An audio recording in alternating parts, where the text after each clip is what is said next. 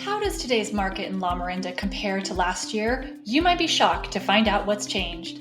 Stick around to learn what you need to know about today's market. The Lamorinda real estate market is starting to gear up for the spring selling season. We're out of the holidays and buyers and sellers are ready to start making some moves. In this video, I'm breaking down exactly what's happening in Lamorinda, from inventory trends and home prices to my top tips for buyers and sellers navigating the market right now. I'm Jen Collins, your real estate expert and local guide to living in Lamorinda and the surrounding areas. Just a reminder, if you find this update valuable, hit that subscribe button and tap the notification bell so you never miss an update. First, let's demonstrate where Lamorinda is.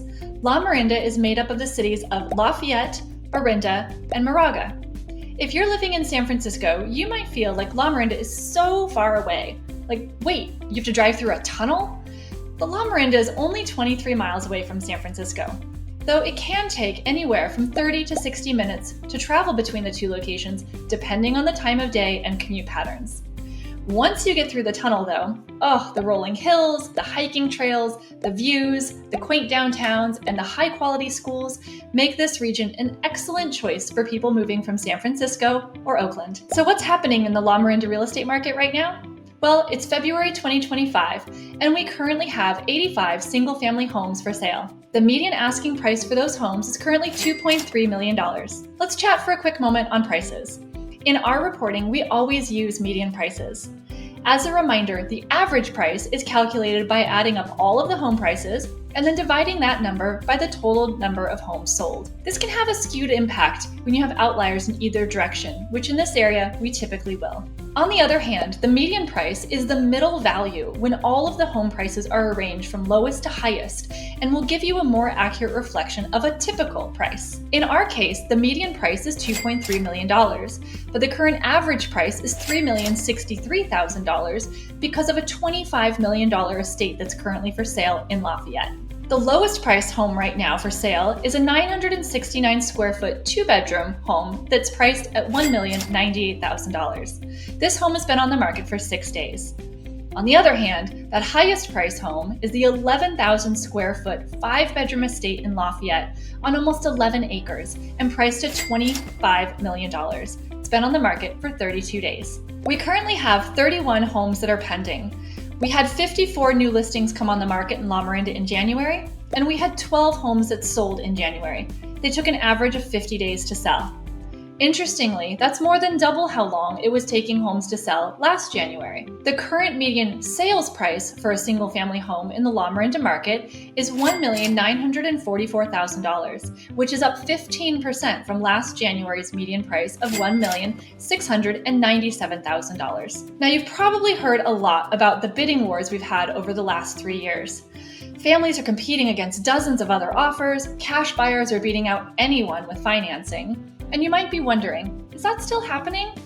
Last month, 67% of sellers received more than one offer, but only 16% of sellers received more than 3 offers. And the home with the most offers had 7 offers, not 15, like the home with the most offers in January of last year. And are cash buyers still out there? Some, but fewer than last year. Cash buyers made up 12% of last month's sales, compared to 25% last January 2024. Let's take a peek now at the condo and townhouse market in Lamorinda. We currently have 14 townhomes and condos available for sale. The median price is $644,000. In January 2024, the median sale price was $669,000, and it took on average 19 days for a condo or townhome to sell. Compare that to last month when the sale price jumped to $715,000, but the time it took to sell jumped to 31 days. 75% of condo and townhome sales received more than one offer, but only one was purchased for all cash. The condo and townhome market is quite a bit cooler than the single-family home market. One reason for this may be that condos and townhomes tend to be an entry point for buyers into this market. That said, let's take the example of a median-priced condo or townhome in this market. If a buyer buys it for the median price is $715,000 and puts 20% down, their mortgage costs in today's market of about 7% interest rate is going to be about $3,800 a month. That doesn't include taxes, HOA fees, or homeowner's insurance. Buyers in this category are much more price sensitive, and the current interest rate environment is having a bigger impact on them than on most single-family home buyers. Let's take a look at the luxury home market. Generally, when we look at luxury homes in this market, we look at sales over $4 million. Last year, we had 2 such sales in January. This year, our highest sale in January was a 4-bedroom, 2,700 square foot home that sold for $2,655,000. Interestingly, it started on the market in October for $3,050,000. Let's take a look at the luxury home market. Generally, when we look at luxury homes in this market, we look at sales over $4 million. Last year, we had 2 such sales in January. This year, our highest sale in January was a 4-bedroom, 2,700 square foot home that sold for $2,655,000. Interestingly, it started on the market in October at $3,050,000. It's a $400,000 difference between that listing price and the actual sales price. The most affordable sale in Lamorinda was a home in Lafayette that was a 1,300 square foot, 3-bedroom, mostly original home that sold for $1,225,000 in 6 days. Interestingly here, the asking price was $998,000 and it had 7 offers. Obviously, more buyers can afford a $1 million home compared to a $3 million home, but sellers' pricing strategies remain as important as ever as sellers try to get as many potential buyers to see their home as possible. I said I'd provide you with our top tips for buyers and sellers in this market, and you've waited long enough. Our tips for buyers. More inventory is expected to be coming on the market as we move into our spring selling season. That means you may have a little more negotiating power, especially if the house you love needs a little work. Higher interest rates remain a factor for buyers, and we aren't expecting them to change dramatically anytime soon. If you can negotiate a rate buy down with a seller or increase your down payment, that could help lower your monthly mortgage costs. Be sure to check out homes that have been sitting on the market for a little longer than average. Sellers might be considering a price adjustment at this time, which means that you might be able to snap up that home before they lower the price and before you need to compete with other buyers. Investigate the full cost of home ownership, not just the mortgage and interest rates. What will your property taxes be, and how much will your homeowner's insurance cost? The ability to get homeowners insurance right now in the state of California is a huge challenge and extremely costly. You don't want to get almost all the way to the finish line to find out that you can't afford the insurance on the home that you love. My secret tip for buyers right now? Ask your agent what their plan is to help you find off-market properties.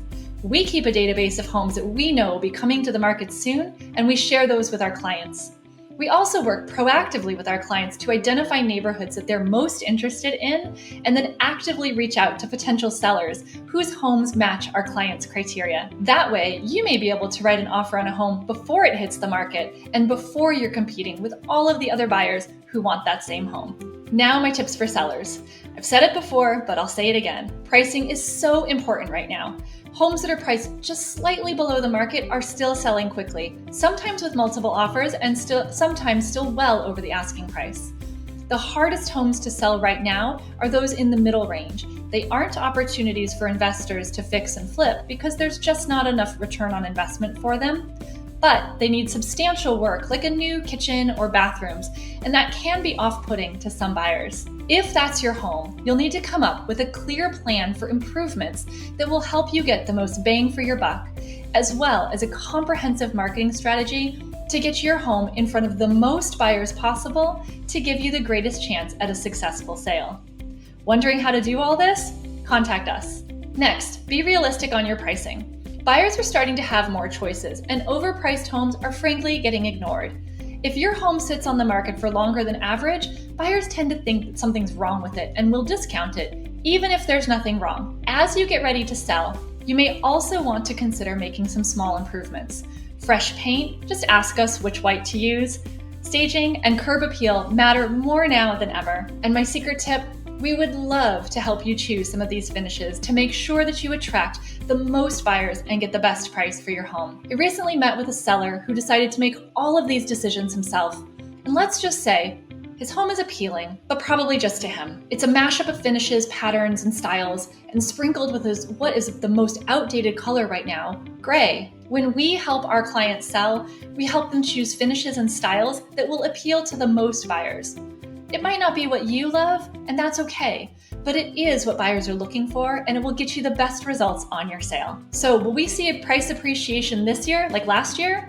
The overall Lamorinda market had 15% price appreciation last year. How long it took a home to sell, though, more than doubled. But we continue to have strong buyer demand for updated and well-priced homes. If the Fed reduces interest rates even slightly, we could see buyer demand strengthen more, pushing prices even higher. I don't think we'll see the kind of price appreciation this year that we've seen in recent years, unless we get some real interest rate relief. So, if you've been thinking of selling, you might not want to put those plans on hold for much longer. I hope this episode has helped you understand what's really happening in the Lamorinda real estate market.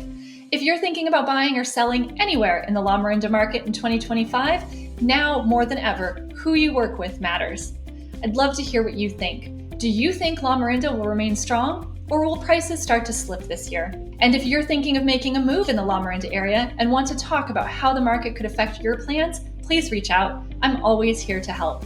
If you found this video helpful, please hit that like button and subscribe for more market updates, buyer and seller tips, and information about living in the East Bay. Thanks so much for watching. I'm Jen Collins, your local guide and real estate expert here in Lamorinda. We're here to help you find a home and community you love. I appreciate you spending time with me today, and I look forward to seeing you in the next video.